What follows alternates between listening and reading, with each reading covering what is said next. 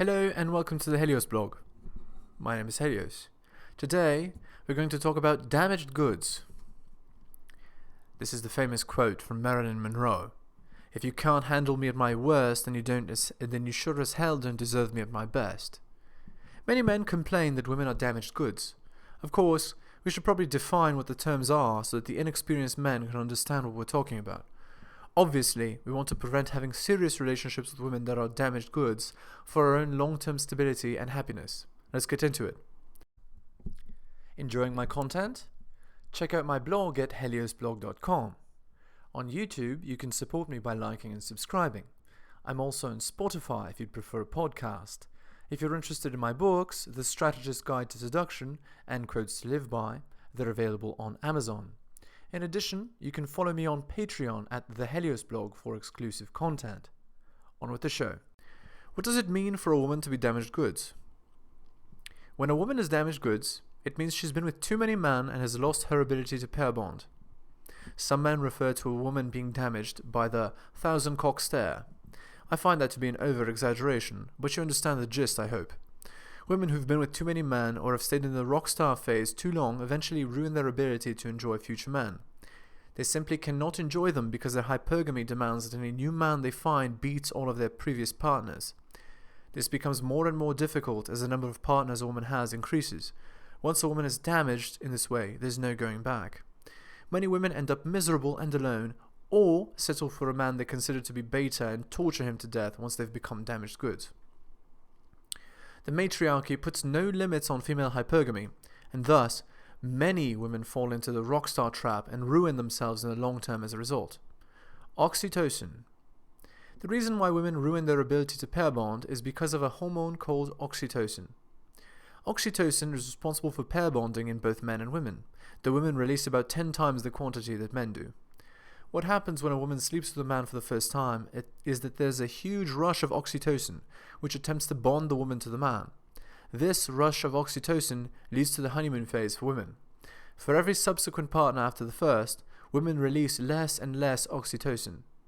As a result, women never feel as bonded to their later partners as they felt to their earlier partners. This also correlates with the fact that women are most likely to find their most attractive match when they're younger and more fertile. This confluence of events mean that women have an extremely narrow window from which to find a good man to settle down with, an opportunity which the matriarchy encourages women not to capitalize on, which is the age of 18 to 22. The matriarchy encourages women to explore their options forever, while never believing that any man they've found is good enough, age 18 to 35. The irony is that women are best positioned to capitalize on their options when they're young and fertile, in their rockstar phase, which is age 18 to 22 or 23. Alpha fucks, beta bucks. The matriarchy encourages women to date up. Women naturally do this, but open hypergamy, as backed by the matriarchy, exacerbates it. Thus, modern women pursue a strategy of fucking men who'll never commit to them until they're too old and uncompetitive to do so any longer. These men are so much more attractive than they are that these women had no chance in hell of ever getting their commitment. Also, they're relatively few, so those men have many options. At that point, they fall back on the safety net that the matriarchy has brainwashed for them, the betas. The problem is that by the time they've fallen onto the beta safety net, women have burnt out their oxytocin so much that they've guaranteed their inability to enjoy any relationship. They are thus doomed to misery in the long term. They obviously did not consider this consequence when they were young, beautiful and competitive rock stars. Alpha widows. Often, women coming out of their rock star phase or their strong independent phase are alpha widows. They've been with so many men who they've attempted to bond with who subsequently left them.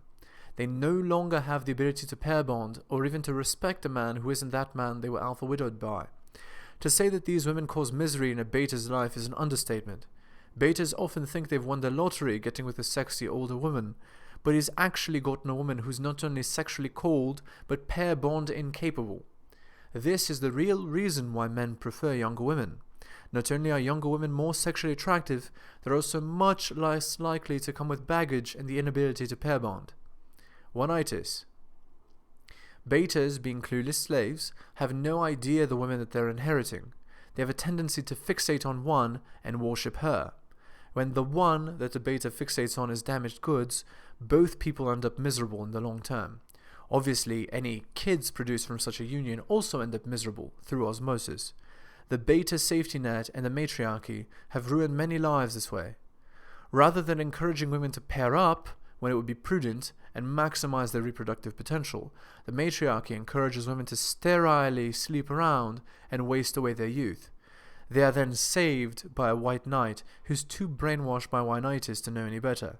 It is an idiotic what the matriarchy has done to women, but it's not your job to fix that.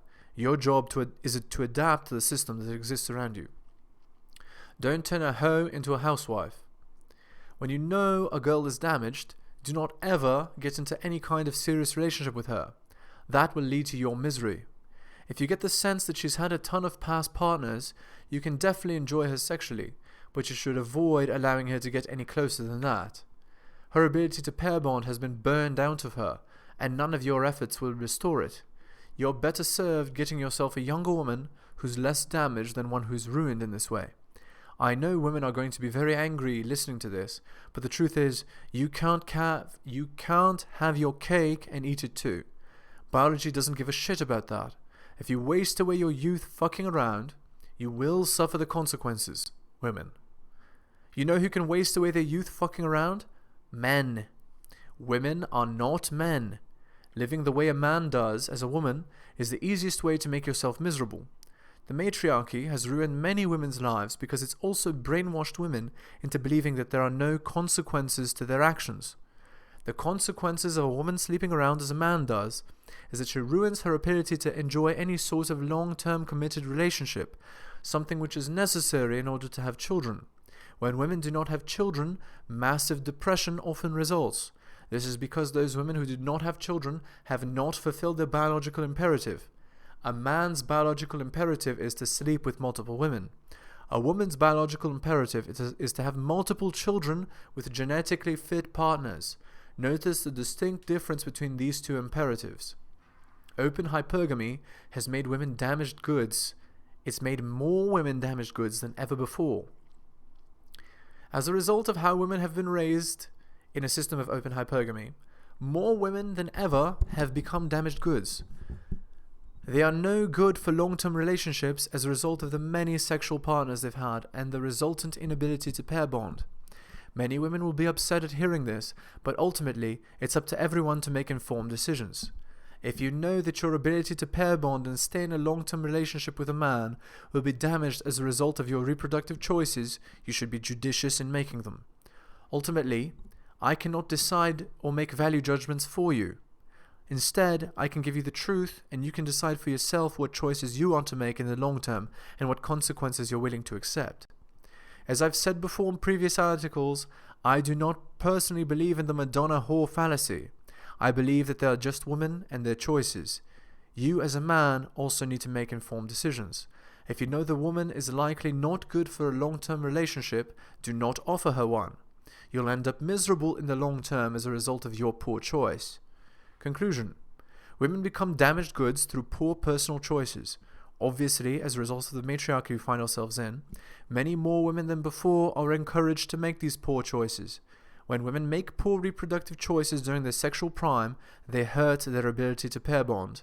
In doing so, they ruin their future chance at happiness. Obviously, as a man, you need to understand that women of this type are to be avoided for serious relationships. Be judicious in your choices.